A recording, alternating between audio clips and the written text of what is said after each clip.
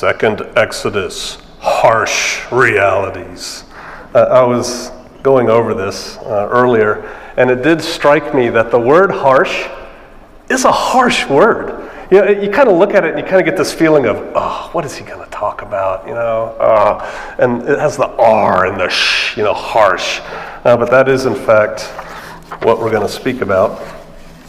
Now, probably most of you all don't know me very well. By the end of this little talk, I think you'll have a better feel for me. So right now, you're really just going to have to take my word for it. When I tell you I am not into New Age guru-ness or, you know, meditation or anything like that. So don't think that's where we're going. But what I'd like you all to do is imagine you're there. Now, when I picked out this, I was picturing coming up here to Springfield. It's January. Come on, it's going to be ice and snow and cold out there. And so imagine you're on some tropical paradise. You're in a little hammock underneath two swaying palm trees. And it's just, the breeze is going back. I'm not trying to hypnotize you. I'm just trying to give you a feeling. The breeze is blowing. You feel warmth on your skin. And it's like, you can hear the surf. And everything is right with your world. It's like, oh, this is awesome. And then the surf starts getting louder. And the wind starts blowing like a gale. And the trees are going. And all of a sudden you realize you're not on a beach. You're having a dream. And you need to desperately wake up because your house is on fire, okay? And that's what you've been feeling, and that's what you've been hearing and sensing, and your brain is telling you, get up, get up. And so you wake up to a house fully engulfed in fire. I was a firefighter for 10 years, so this is kind of near and dear to me. How many people here, show of hands, would deal with that fire? Meaning, you're going to roll out of bed. You're going to do your little escape drill where you crawl across the floor and grab your kids or not, grab your dog and cat, go out the windows, go out the doors, call 911. How many people would try to do something relative to that fire and your position in, oh, I have a little laser here, this part of the house? Or how many people would try and deal with it? Do something. How many people would just roll over in bed and go, ha, Yahweh's got me, it's good, I can go back to bed? Who would do that? Nobody, right? Please remember that. I'm going to ask you to recall that thought. Yes, I would do something about this fire that my house is engulfed in towards the end of this little chit-chat. All right.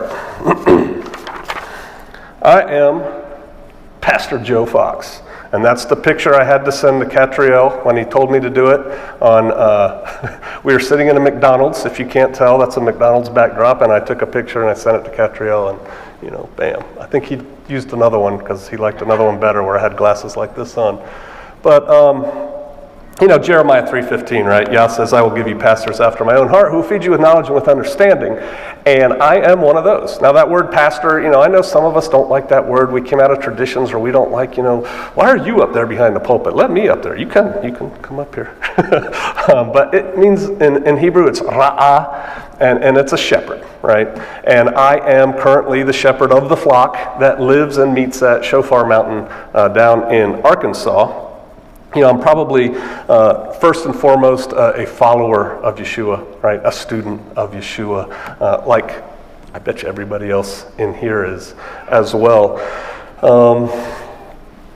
I'm trying my best to follow the way. That's what we call it. Have you all found that when somebody talks to you and they're like, so what religion are you? No matter what you say, puts you in a box, and they think they've got you figured out, and actually when you give them a title, it actually hurts communication, is what I find, right? It's like if I say, well, I'm an Israelite. And they're like, well, you kind of look like a Jew. No, that's not what I meant. Or I'll say I'm a Hebrew Israelite. And they go, are you one of those radical black Hebrew Israelites? No. Or I'm a Messianic. Oh, I know all about the Messianics. No, you don't. Hebrew, Torah observant, Netzarim. We call ourselves Israelites. We say we follow the way of Yeshua, the way of Yah, as the early apostles did. And that's what we're trying to do. You don't want to hear a speech about me, so I'll just cut to the chase on it. How many people have heard of an army brat? Oh, not that many. An army brat is a kid who grows up in a household where mom or dad, typically dad, works for the army, and they move every 2 years, and so that's your life, moving. I was a CIA brat. I was born 6 weeks later, went overseas. I moved about every year and a half or 2 years for my whole life, all over the world, and came out of that, went to college, married my girlfriend. We've been married for 30 years. She was a CIA brat. She was born in Cyprus, which is kind of cool because we've been covering that in Acts lately. I joined the military as an officer. I served for 20 years. I started out in the infantry, for those of you who are familiar with the military, and then I went into special forces, which is like Green Berets, and then intelligence work. And I worked all over the world. I saw a lot of really different things, and I think because of that, my worldview is a little bit different than a lot of people that stand here and talk. And so I think that I probably have a different perspective, maybe, that I can bring to you, and then you can kind of sift the wheat and the chaff and take what is useful and discard the rest, hold to that which is good. I'm the CEO of a very large company, Viking Preparedness. I am the CEO and sole member of said company. But we I subcontract people. We do security and preparedness training for a whole wide range of different kinds of people. I wrote the best book on preparedness that you can buy. It's called Survivalist Family, Prepared Americans for a Strong America. Shameless plug. I have a couple here, but if we run out, I would recommend buying it from Barnes & Noble. Not Amazon, because Amazon's really late on shipping them. But I wrote this book. It's available at fine bookstores everywhere. And married to Sister Kate. We have 3 grown children, 1 grandchild. They're all following the way. So praise the Lord, because I know not all of us get to be blessed like that when that happens. Enough about me. There'll be questions and answers later, and we can talk about things. Okay. Everybody here knows. Does anyone not know about the concept of the second Exodus, the greater Exodus, right? That's why we're here. It's the second Exodus conference. Can you all read that? Okay, because I don't like reading my slides. But I'll read this one. Therefore, see, the days are coming, declares Yahweh, when it is no longer said, Yahweh lives who brought up the children of Israel from the land of Mitzrayim, but Yahweh lives who brought up the children of Israel from the land of the north, and from all the lands where he had driven them. For I shall bring them back into their land I gave to their fathers. Now, I think by now most of us realize that the first Exodus, if you will, was a type. Right? It was a shadow of something to come. It was a foreshadowing. It was something we are going to see again, the second Exodus. And we're all kind of in that mindset, which is why we're here. And I think, though, and this may put me at odds with some other people, but that's fine, because we're all here to discuss and have free exchange of ideas and delve into our word and look at things. I think that many of us, see, I'm not saying you, I'm saying many of us may have some serious misconceptions about this second Exodus and how it's going to be. Very good. And the children of Israel did according to the word of Moshe, and they asked of the Egyptians jewels of silver and jewels of gold and raiment, and Yahweh gave the people favor in the sight of the Egyptians, so that they gladly gave unto them such things as they required, and they spoiled the Egyptians. Is anyone here not familiar with that? Good. Because, when I came to Torah, if you will, you guys, most of you probably, how many people here were raised keeping Torah? All right, good. So all of y'all came to the understanding that we have to keep Torah. And when I did, and this was explained to me the first time, when going through the Torah portion or whatever, it's like, wow, that's really interesting. And this is what most saints, that's what I refer to us as a lot of times, saints. This is what most saints think of when they think of this verse. You ready? That's going to be us. We're going to spoil the Egyptians when we go on the second Exodus. We're going to have these, now, I'm not very technically savvy, so I had to go on the internet and get things, and I was trying to get like high fashion. So Armani, my little thing's not working. Armani clothing, that's for men. That's kind of high fashion. I don't know how women's high fashion if it hit me in the head, but I wanted to get a woman that didn't look half naked for high fashion. So, we're going to get raiment and jewels. And I had a Torah teacher who told me one time, and I'm getting an Escalade. That's what that SUV is right there, right? It's made by Cadillac. I'm getting an Escalade, and we're driving to the Promised Land in the Escalade. People take great pleasure in talking about that. But I think that maybe instead of things like this, if we're going to spoil the Egyptians, different versions say different things, rob, take, be given. Maybe we ought to be thinking in terms of things like that, right? If we're going on a second Exodus, if we're going to be out there living in the wilderness and wandering around. Excuse me, I have to take a drink or I'm going to. So, I think that if, you guys remember the story, right? The Israelites flee. They're led out by the strong arm of Yah, and they're free, we're free, we're free. And then all of a sudden Pharaoh's like, hey, wait a minute, what did I just do? Round up the chariots, we're gonna go get them. And so here comes all the chariots, and so bad things are starting to happen. Or you guys know about everybody know about the Amalekites? Do you know about the Amalekites? And they preyed on Israel as they were going. I think if I'm going to have something like that happening to me, instead maybe of an Escalade, I'd want something like that. Right?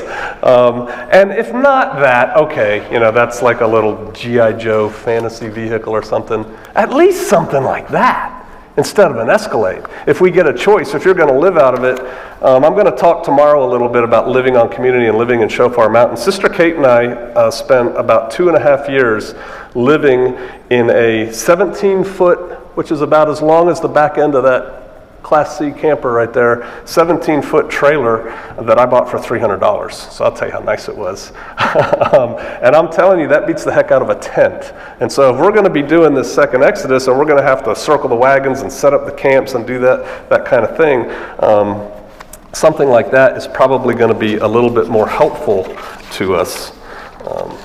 But I'm thinking, see, I've already gone too far with y'all. I showed you those guns on that vehicle, and some of y'all are still right back there. Oh, hey, I went the wrong way. Right back there. You're like, no, man, I want to spoil the Egyptians. I'd like some gold, some bling, I don't speak street lingo anymore. I'm not cool, I'm old. But, I want some of that stuff and my Escalade, and I can go cruising to the Promised Land. Things like we basically took from the Egyptians, if you will, the first time around. And this is the types of things, and I've talked to a lot of different Hebrew roots people, if you'll just let me use that term, and these are the kinds of things that come up in conversation. And they're kind of half joking, but it always comes up. And so that tells me that in the back of their mind they're thinking, yeah, man, maybe a mink coat's not out of the question, when we go. And such like. Now, another thought that a lot of us think about when we think about the second Exodus, and we're like, sweetie, we need to get ready for the second Exodus. That's how I talk to my wife, sweetie. It's something like that, right? I mean, come on, how many people love Sukkot? Yah commands us to go camping with our friends for a week every year. It's such a burden keeping Torah. And a lot of people, this is what they think. It's all just going to be like Sukkot, man. We're all going to get together. We're going to hear speakers. We're going to get into our word every day. We're going to sing good songs. We're going to do some Davidic dancing, which Pastor Joe don't dance. I'm not David. And, right after we plunder all the Egyptians, we're all going to get together in our camps and just have a good time and sing Kumbaya, or, whatever our version of that is. Right after plundering the Egyptians, we read, "And the children of Israel journeyed from Ramses to Sukkot, about 600,000 on foot, that were men besides the children." So they went right to Sukkot. So that's what we're going to do. We're just going to go have a big happy Sukkot. You guys stay over there. The porta potties for you are over there. The porta potties for the women are over there. We're going to meet here. Okay, you people got to go over there. So we think about robbing the Egyptians. We think about being together as a big, happy, united family where everybody understands me and I'm not getting weird looks for my funny beard. We think about things like manna and quails falling from the sky. I like quail. I love roast quail. I think I'd probably like manna. I'm thinking it tastes like those little wafers that are real crispy with like the cream in the middle. I don't know. I haven't had any yet. But I'm thinking I would like that. And it's like, hey, come on, Yah provided for the Israelites in the first Exodus. This is a type. I'm ready for my manna, man. I'm ready for some quail. I'm getting a little bit tired of manna. And outside, we're going to be living outside, and the weather's going to be a little harsh at times, and it may rain on us, so I brought my Gore-Tex, or it may be a little cold. I've got this good surplus sweater that I bought. But generally, it's going to be fun, and we're all going to be protected by Yah, and we're all going to be set apart to Yah, and it's like, whoo-hoo, while the rest of just terribleness is happening to the world. And this way of thinking, the reason we think this way is because of what is referred to as normalcy bias.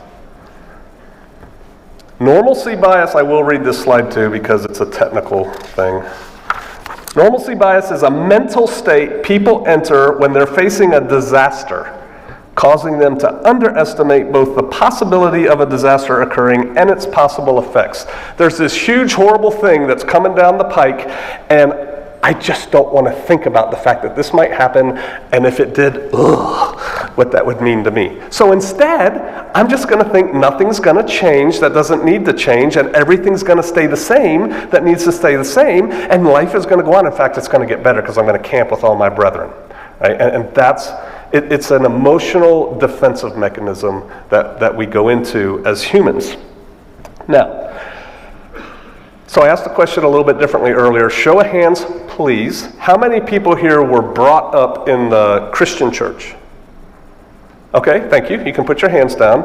I'll go ahead and ask it. If you don't, you guys don't know me. I ask lots of questions. If I ever ask you a question you don't want to answer, just don't answer it. I mean, you're not obligated to answer it. How many people in your Christian upbringing were believing in something like a pre-tribulation rapture? Okay, a good number, because we are all raised in very similar churches. And I hate to keep sipping, but I have to. Okay, so, I'll fly away, oh, I'll fly away. That's right.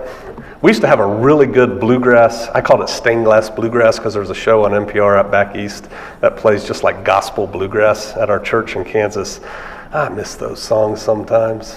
But I think in our movement, don't immediately go on defensive on me and throw up barriers and say, that's it, that guy Joe Fox, I'm not going to listen to him anymore. I think many people in our movement have taken the concept of a pre-tribulation rapture where I am getting out of all this nonsense. I don't need to worry about nothing because Jesus is going to come take me up into the sky. And we've replaced that with a second Exodus theology, if you will, where we think it's going to be the same thing, only different because we get to go camping and eat manna and quail. And it's going to be safe, and it's going to be fun, and it's going to be, okay, it's going to be difficult, but really it's going to be easy because it's going to be safe and it's going to be fun. And I think that's what we've done. And so that brings us to our talk today, harsh realities. Because I believe that there are, who brought their Bibles? Good. We're going to do some Bible reading now because you've heard enough of Pastor Joe give his opinions on things. A lot of people think that the first Exodus was all sweetness and light, and it was all good. And if you don't think that deeply, you think it up here on the surface of your normalcy bias, and you don't want to get away from that. But there are some things that we have to keep in mind, and hopefully in this chat, I'll bring some things to your mind that you will then think about deeper later. Talk with your congregations, talk with your loved ones, consider these things, and I'll give you some what I call recommended planning actions later. So, let's go. Turn with me now, if you will, to Exodus chapter 14. And since I knew where we were going, I have a ribbon there. Exodus chapter 14, I'm going to read verses 10 through 12. And when Pharaoh drew near, the children of Israel lifted up their eyes, and they saw the Mitzrites, the Egyptians, coming after them, and they were greatly afraid, so that the children of Israel cried out to Yahweh. And they said to Moshe, Did you take us away to die in the wilderness because there are no burial sites in Mitzrayim? What is it that you have done to us to bring us up out of Mitzrayim? Is not the word that we spoke to you in Mitzrayim saying, Leave us alone and let us serve the Mitzrites? For it would have been better for us to serve the Mitzrites than to die in the wilderness. Wow! I would have rather lived in downtown Springfield than come out here and die by these chariots that are chasing me and going to kill me. What? We couldn't have died back there? And then, the cucumbers and the leeks and it just goes on and on. And so, even though these people, now let's put ourselves in their shoes. They have seen miracle after miracle, wonder after wonder of Yahweh doing on the Egyptians, all these plagues coming, and then finally the angel of death comes over, and they're all spared, and they come out, and they're like, we're free. And we spoiled the Egyptians, and we got our Escalades and our jewels and our Armani, because I always wanted Armani. I used to watch Miami Vice, and he wore a lot of Armani. All right, I'm dating myself. All the young people are like, what are you talking about? And so they get out, and then just as they're kind of getting free, all of a sudden they're backed up against water, right? They cannot retreat, if you will. They can't go forward, and what comes after them? Chariots. Chariots were fearsome. It's Pharaoh's chariots. He's crashing down on them, and they're afraid. And even though they had just gone through miracle after miracle after miracle and seen Yah bringing his people out, they forgot all that. And they're like, what did you do? Bring us out here to die? You should have just left us back there. Now, see, here's where we slip aside, because we're like, no, we're smarter than the Israelites. Because we know that Yah continued to save them. He saved them at every turn, all the way around. And so I'm not going to be afraid, because I know Yahweh's going to save me, because I'm a peculiar person. I know I'm peculiar. And so he's set me aside for special attention. Well, recognizing that the first Exodus was a type, I can tell you that if this type holds true, we are not going to be chased by chariots. You're going to be chased by tanks. Tanks, armor. Is anybody here in the armor, in the Army or the Marine Corps? They call it the combat arm of decision. When you commit tanks, things happen. Tanks are big, they're heavy, they're loud, they make the earth rumble, really. I've felt them. And men in training, this is American Army tanks pretending they're bad guys, fighting American Army soldiers who are pretending they're good guys, and vice versa. When the tanks come charging, soldiers get afraid. The ground shakes and you hear this, and then all of a sudden you see a people quake in fear when armor comes. The Israelites were afraid because the chariots, the tanks of the day were coming. Are you going to tell me that if you're running with your Israelite brethren and 50 of these things come across the plain and are chasing you and are coming down the road after your Escalade? Because, these tanks can go 60 miles an hour now. least when I left the military. I don't know, they could have gotten faster. There's a lot of shock power involved in that. Let's turn to Exodus chapter 15.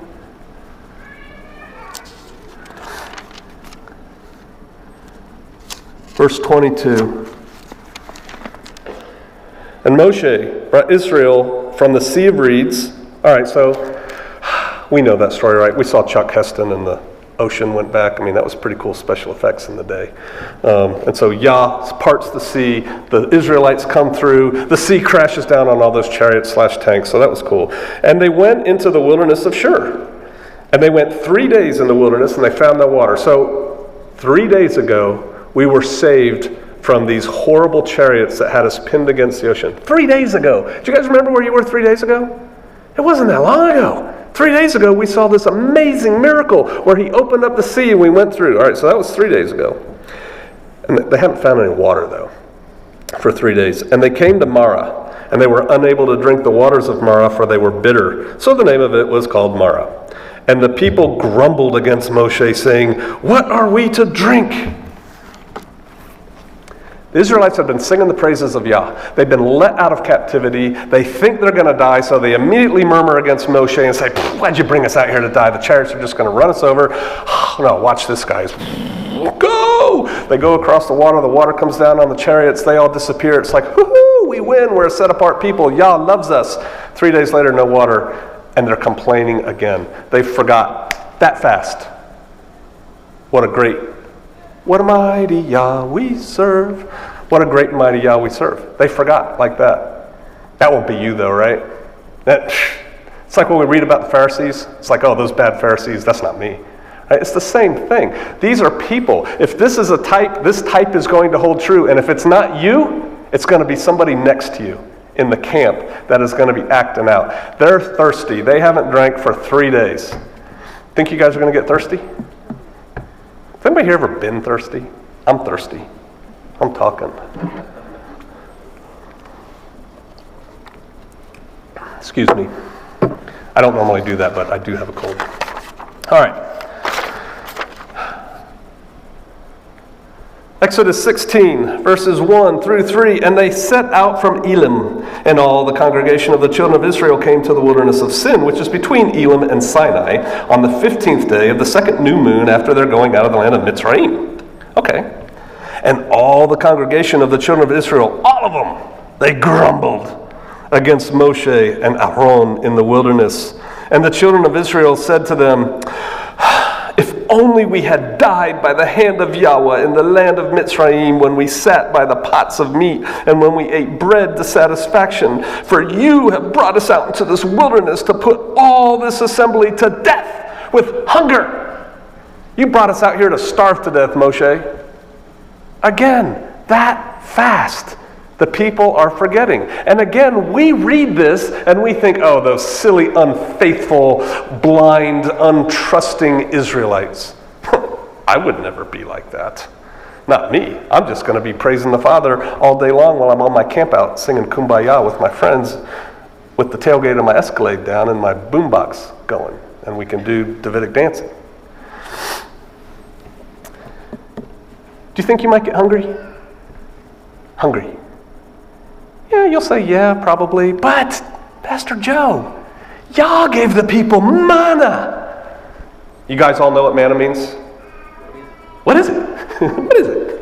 What is it? I don't know what this is. What is it? Tastes good, though. Yeah, he gave them manna. So if it's a type and the type holds true, he's going to give us manna. And so y'all aren't going to murmur, right? You know, Pastor Peebles will be a commander of 700 or something, you know, and they'll be like, all right, we're going to camp here. Oh, no food? Really? Really? We just left that whole convention center full of food. You brought us out here, what, so we can starve to death? That won't be you, though, right? You'll be just saying, all right, I know you're being led by the Father. We'll follow you and do what you want. I asked you earlier, has anybody here ever been hungry? Has anybody here ever gone a week without eating? Good for you. Did you do that on purpose or were you sick? You don't have to tell me that. Never mind, that's none of my business. A week's a long time. You guys think you're going to be able to do this. You really do. We do it. It's this I don't want to think about being hungry. I don't want to think about murmuring against the leaders that Yah puts in my way. I don't want to think about being that ugly person that denies Yah. When was the last time anybody here took a 5-day hike in the wilderness? 5 days. Just go hike all day. Walk. Column of smoke by day, column of fire by night. When it moves, you move. All right, we're moving. When was the last time you did that? When was the last time anybody here went 4 or 5 days without eating? 3 days without drinking? We all do it on a Day of Atonement, right? We spend a day and it's like I see people moaning about that in my congregation. Does that mean we can't drink water? Yes, it means you can't drink water. You won't die. Nursing moms, you're fine. Pregnant moms, you're fine. Don't worry about it. But you people, you don't need to do that. That's 1 day. And you get to drink and we're going to have break the fast and all that together afterwards. We actually have kind of a party coming. And that you see people complain about that. There are some people here who have, metaphorically speaking, but here's the question for most of us. When was the last time you faced Pharaoh's chariots? When was the last time you had a Hind D helicopter coming at you, spitting a Gatling gun at you while you're trying to find a rock to get your body behind? They say there's no atheist in a foxhole. It's like, oh God, save me. We think we can do these things, but most of us have not ever put ourselves in a position where we even have to test ourselves on being really hungry or being really thirsty or being honestly afraid for our life that we're going to die and have to carry on and have to keep our chin up and be the good Yah-fearing Israelites that we're commanded to be.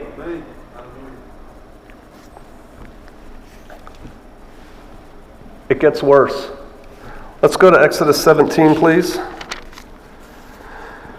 Verses 1 through 7. And all the congregation of the children of Israel set out on their journey from the wilderness of Sin, according to the mouth of Yahweh. And they camped at Rephidim.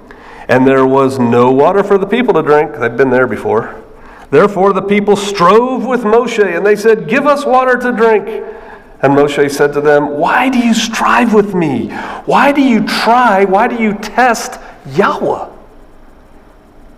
Guys, you were thirsty just a couple days ago, you got water. You were hungry a couple days ago, you got fed. You were scared a couple days ago. Why are you doing this? Why do you keep going back to this? And the people thirsted there for water, and the people grumbled against Moshe. And they said, why did you bring us out of Mitzrayim to kill us and our children and our livestock with thirst? Moshe had patience. Wow, with these people.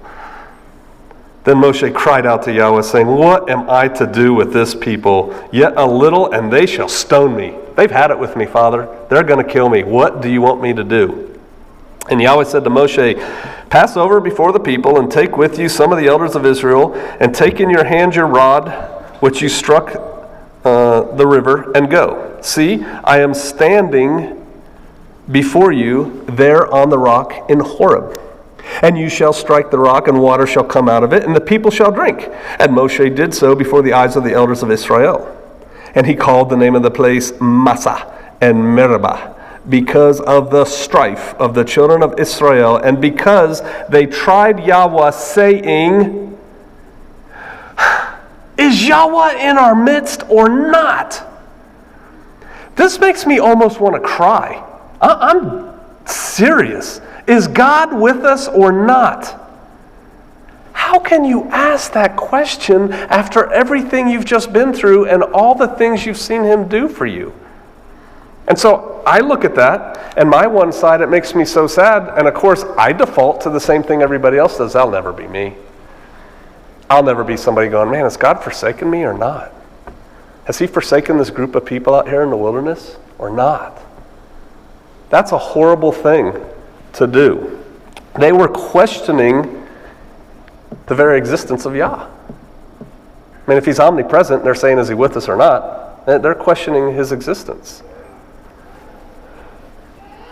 So who here thinks that may happen during the second Exodus? It's a type, right? They're asking over and over again in this Exodus where they are being miraculously provided for. They're given enough when they need it. Are we going to die? Did you bring us here to die? Has God forsaken us?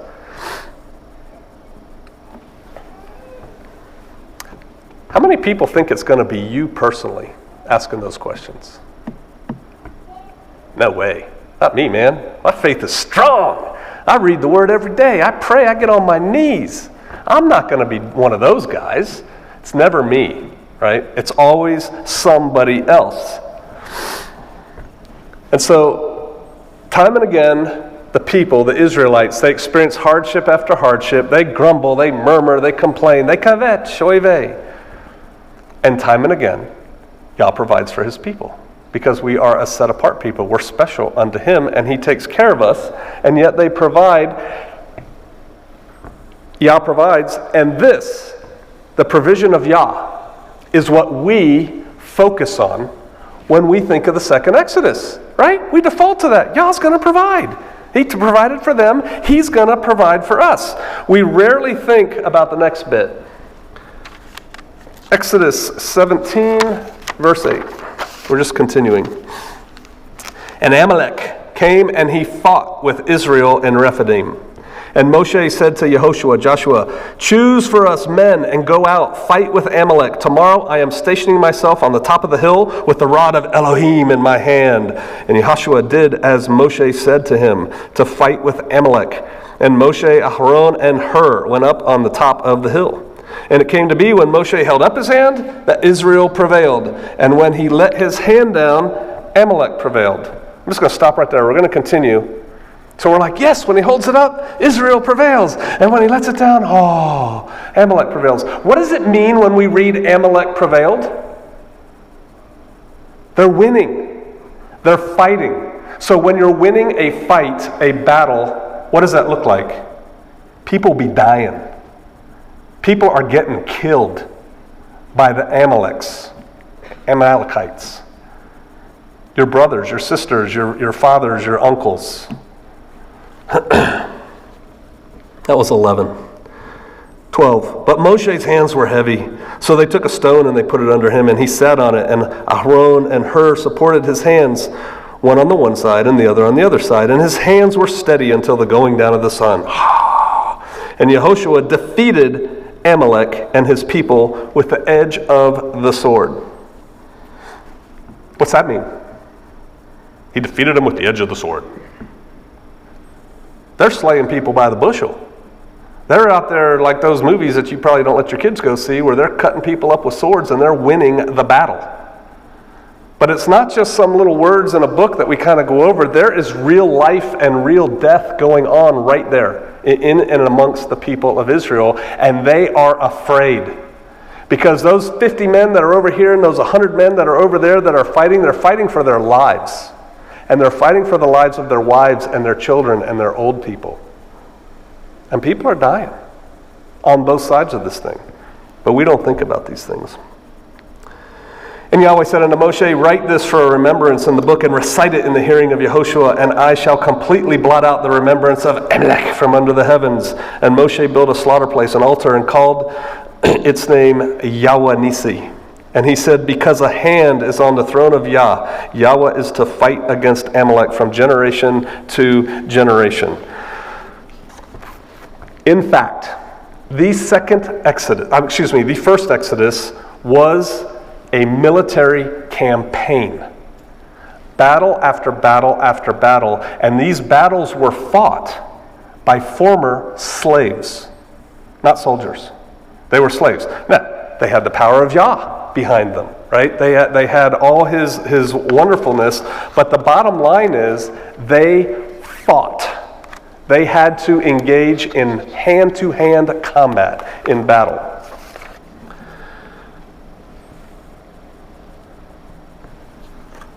Exodus 32, please. Just keep going forward. We're going to bring this all together. Exodus 32, verse 26. And Moshe stood in the entrance of the camp, and he said, who is for Yahweh? Come to me. And the sons of Levi gathered themselves to him, and he said to them, thus saith Yahweh, Elohim of Israel, each one put his sword on his side. So all the guys who came over, he goes, all right guys, check it out. Every one of you, go get your sword, put it on, strap it onto your belt, put it on your side. Pass over to and fro from gate to gate in the camp, and each one kill his brother, and each one his friend, and each one his relative, and the sons of Levi did, according to the word of Moshe, and about 3,000 men of the people fell that day. What day was that? Pentecost, right? Greek word, Shavuot. 3,000 people died then. This is just kind of a cool little aside. 3,000 men are killed that day when Moses receives the law. Fast forward, Yeshua has died and risen again. It's the day of Pentecost. It's Shavuot. They're celebrating it. So first they get the law. Now they get the Holy Spirit. It falls on everybody. And that day, how many people were saved? 3,000 people. Oh, praise Yah. But some things to consider from this little bit, because right, the first Exodus is a type of the second Exodus. It's not all just going to be the good stuff of the first Exodus and none of the bad stuff, if this was in fact a type. Every man had a sword. He said, hey y'all, every man, go and grab your sword, put it on. So men, you got a sword? It's a rhetorical question. I'm not talking about a big knife, because you see the sword of today is probably a handgun, right? Now these guys didn't just have swords. They weren't just a bunch of country bumpkins at this point in the game. They knew how to use their swords. It wasn't just miraculousness of Yah that let them prevail. They knew how to wield those weapons. You know how to wield your weapon? Do you know how to fight with your sword? And you know, fighting with a sword is not going up to a cardboard target and going,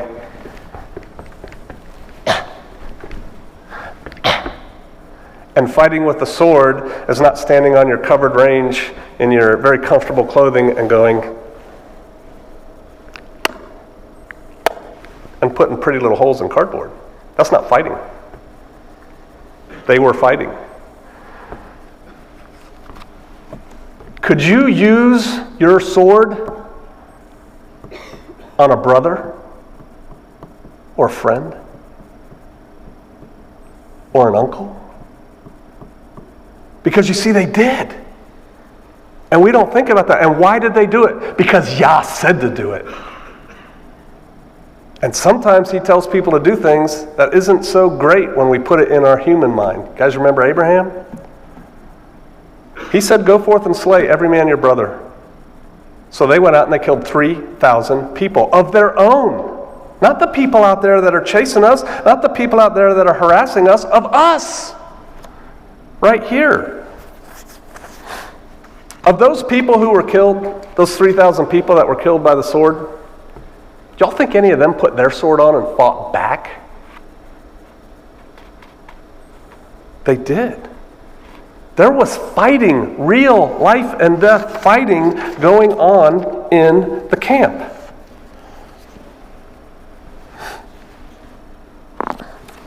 You guys remember this story? The law comes down, Shabbat's coming, there's this old guy. I think of me in 30 years, right? You know. And he goes out and he's gathering firewood. And they're like, hey, Moshe, man, we caught this old dude over here gathering firewood. What should we do? And Moshe's like, Remember that Christian response that we used to give people when somebody asked you to do something and you didn't want to do it, but you didn't have a good enough excuse yet, so you'd go, I'll pray on that. Right? So Moshe goes and he prays on it. And what y'all tell him to do? You guys remember what he told him to do with this old man that was gathering wood on Shabbat? He said, take him outside of the camp and stone him to death. So what's Moshe do? Takes him outside the camp and has him stoned to death. And then Yah says, now, so that you can remember these laws, these commandments that I give you, because guess what? They are important. I want you to make these things called tzitzit, and I want you to wear them, so that when you look at them, you remember that I'm serious. And then you go into into chapter 16, and Korah and boys, they've had it. It's like this Moshe guy, he's been telling us what to do. He's been leading us around. We've been thirsty. We've been hungry. And now he just had that cool old man killed. I like that guy. He did the Boy Scout troop. I mean, you get the impression this old man was well loved, right? And we don't know why he was gathering sticks. We don't get the impression he was like, yeah, I'm going to do it anyway. Maybe he forgot. They gave us tzitzit so that we would remember, so maybe he forgot. But the penalty was death. And so they stone him to death, and then Korah has his rebellion. And then we know how that ends for Korah, right? Gets swallowed up in the earth. What if that old man was your best friend? And the leader, who is truly a leader guided by Yah, comes out and says, look, I told you when we went into the second Exodus that everybody in this camp keeps Torah. That's why we have Torah study every day. That's why we assign elders to juniors so that we can lead people. I've told you this over and over and over again. This guy clearly broke Torah. I went and prayed to the Father, and the Father says he's got to be stoned. And that's your dad, or Uncle Bob, or your husband. Where are you lining up with Korah when this happens? See, these are harsh realities of the first Exodus, and we are going to see, if we see a second Exodus that uses the first Exodus of a type, we are going to be tested in the same ways. We're going to be given the choice. I was just talking to, I don't remember who, I've been talking to so many people. I believe that every day, every single day, I believe that many times we are given a choice by the Father, and we don't even realize necessarily that we're being given a choice. And you can go A or you can go B. Let's say in this case that A is the correct answer. So Pastor Joe, who's a bonehead, takes B. What happens? Or blessings don't flow, or something. And then because Yah loves me, he's like, all right, Pastor Joe, it's been a while, you've had time to reflect on this. Here's a choice, A or B. Hopefully you've learned your lesson and you take B. Every day we're given choices. How far do you want to go? How obedient can you be to Yah? How obedient is obedient enough? That's good enough. I just have a little bacon on my side of my eggs. Now I say that one because I'm figuring most people here, it's probably a pretty safe thing for me to say. Most people are like, no, that ain't happening, right? Gave that stuff up. These things are going to happen. Do you think that there's going to be murmuring in the camp?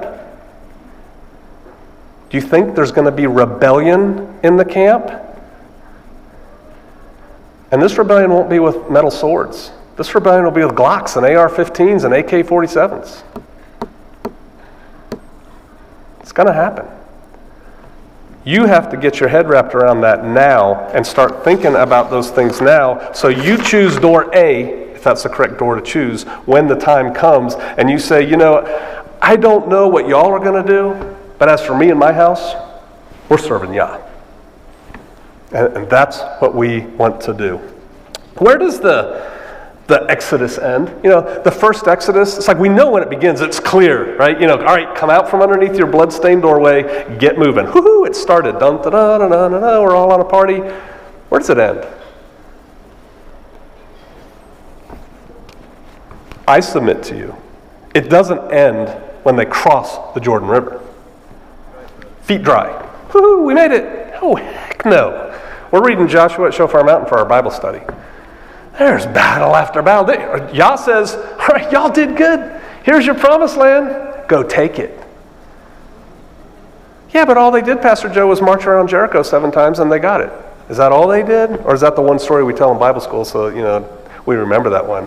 They fought for it. How did the first Exodus begin? Let's put it in kind of modern terms, right? Because we're trying to bring it back to a second Exodus thing. Anybody here know what an ultramarathon is? An ultramarathon is any race that's longer than a marathon, which is 26.2 miles. And believe it or not, this chunky little stubby pastor used to run ultramarathons. He used to run like 50 and 100-mile races. And they're interesting. And so I thought I was all that when I was running 100-mile races. It's like, yeah, how far did you run? Oh, I ran a 5K. Oh, 3 miles. Yeah, how far did you run? I ran 100 last weekend. All weekend? No, mostly on Saturday. Okay, I wasn't keeping Torah then. But then I found out about these things called adventure races. Do you guys know what adventure races are? Like Eco Challenge, Raid Galois, things like that. They make teams of like 4 to 5 people. They usually say 1 female has to be on the team. You carry everything you need for this multi-day race. Sometimes they take 2 weeks. There's little aid stations along the way like every 4 days or something. And they say, go. And you have to climb over mountains and raft down rivers and ride horses, and you usually don't know what the obstacles are until you get there. So it's kind of discovery, learning, and racing, and these guys go. And so there's always a huge start like this. All right, this looks like some kind of ultramarathon, though, because they're not carrying backpacks, right? I couldn't find a good picture of the beginning of a adventure race, which is what I wanted to do, because the second Exodus, we're fleeing, we're going, we're taking all this stuff, so we're going to have bags, right? Or, I'll leave that one alone. All right. There's different things people say you're going to use to move along the second Exodus. So, a whole bunch of people took off from Mitzrayim, from Egypt, on the first Exodus. Remember 600,000, right? Men plus women and children. How many made it across the Jordan? Hey, Joshua and Caleb, of the original adult men. 2. Now see, here's another thing that we all do, right? Second Exodus, woohoo, I'm in. So is your name Joshua? Oh no, Caleb. Oh, okay, Caleb, got it. There's a reality we don't like focusing on. A lot of people didn't make it. Am I saying only 2 people are going to make it? No, I'm not. But I am telling you that a lot of people are not going to finish this journey that we all begin together like it's Sukkot. We started out today, and I tried to lull you. I was a